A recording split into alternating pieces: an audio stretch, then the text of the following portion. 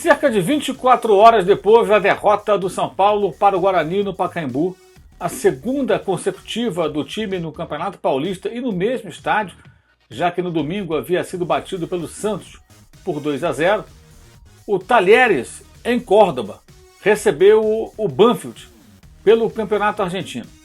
Foi o segundo jogo do adversário do São Paulo na primeira partida pela primeira fase da Copa Libertadores, na volta da Superliga do país vizinho, após a parada na virada do ano.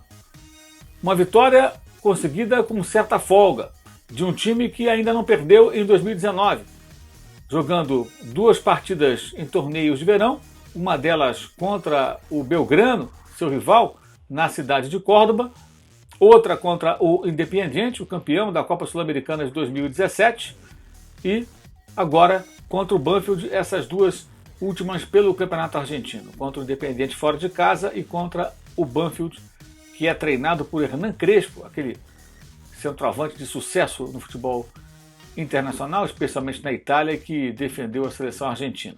Foi 3-1 o jogo, que terminou já no final dessa sexta-feira. Detalhe, Guinha Azul poupado, time praticamente titular. O Talheres entendeu que a distância entre esse compromisso e o jogo contra o São Paulo, que será em casa, na Argentina, o time não viaja, portanto, jogou na noite de sexta-feira e vai receber o São Paulo na quarta. O São Paulo joga no fim de semana pelo Campeonato Paulista, viaja para a Argentina, não é em Buenos Aires, é em Córdoba, fica a mais de 900 quilômetros da capital da Argentina, de Buenos Aires, ou seja, é uma viagem mais complicada, uma logística um pouco mais difícil, que o São Paulo vai enfrentar, mas o Talheres não. O Talheres está tranquilo, esperando o seu adversário. E venceu o jogo com certa autoridade. O primeiro gol, eu vou até colocar aqui na descrição do vídeo o link para que você possa ver os gols da partida. O primeiro gol do time aconteceu ainda no primeiro tempo, quando o Talheres abriu o placar, no gol do Palácios, Sebastião Palácios, jogador contratado para essa temporada, para essa Libertadores especialmente, numa ligação direta praticamente com o goleiro Herrera. Guido Herrera fez o lançamento e o Palácio recebeu a bola, avançou pela esquerda, ganhou do seu marcador e sem ângulo abriu o placar. Depois o Leonardo Godoy abriu a vantagem para 2-0. O primeiro gol aos 5 minutos, o segundo gol aos 8 minutos. O Léo Godoy fez aos 8, 2-0.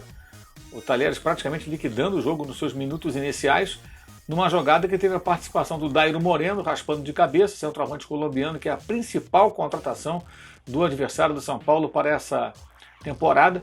E aí Palácios conduziu a bola para que Godoy ampliasse para 2-0.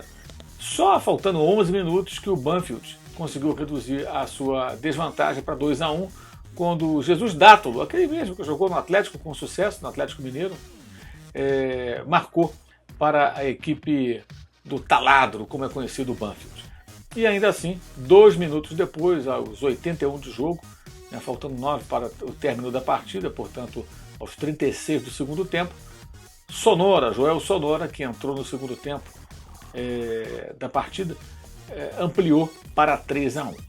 Com isso, o Talheres subiu de posição no Campeonato Argentino.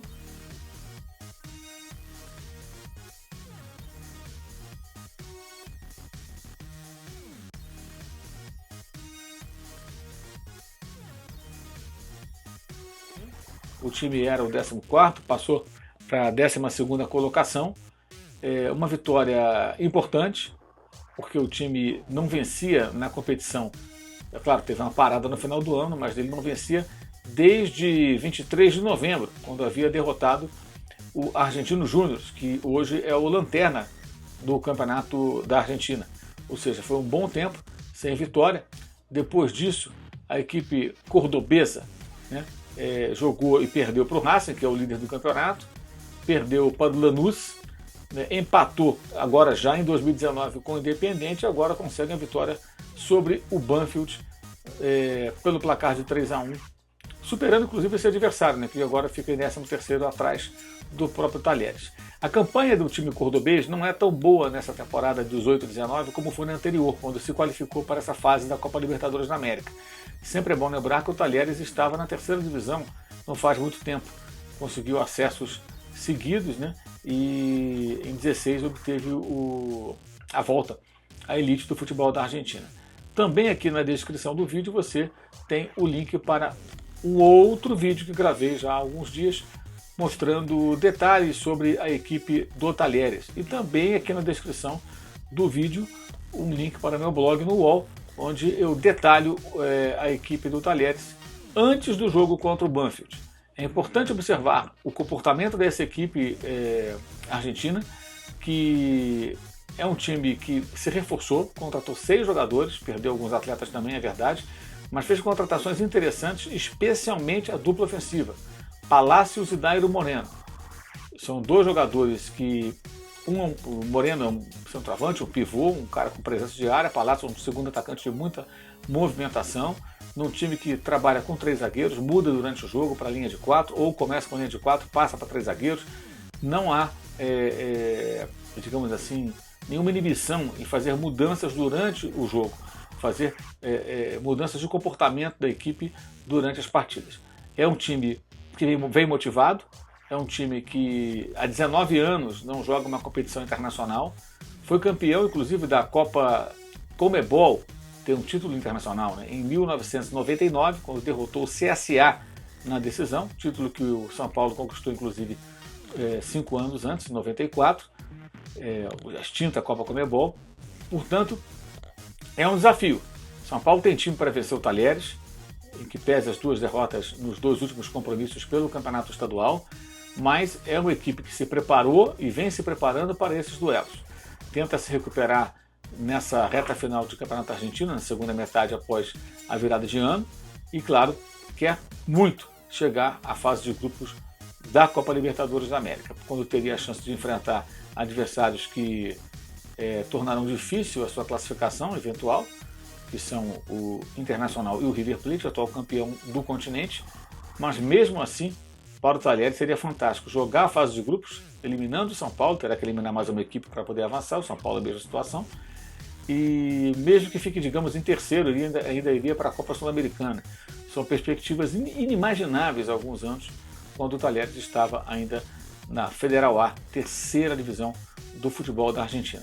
Portanto, é o adversário do São Paulo, vindo de bons resultados, empate fora de casa com o Independiente no jogo que poderia até ter vencido, e agora essa vitória sobre a equipe do Banfield, que estava ali, à frente dela, no campeonato nacional. Agora o Talheres supera o Banfield na clasificación da Superliga da Argentina. Un corte, creo que en la zona del gemelo, lo han suturado y esperemos que pueda responder bien en estas próximas horas.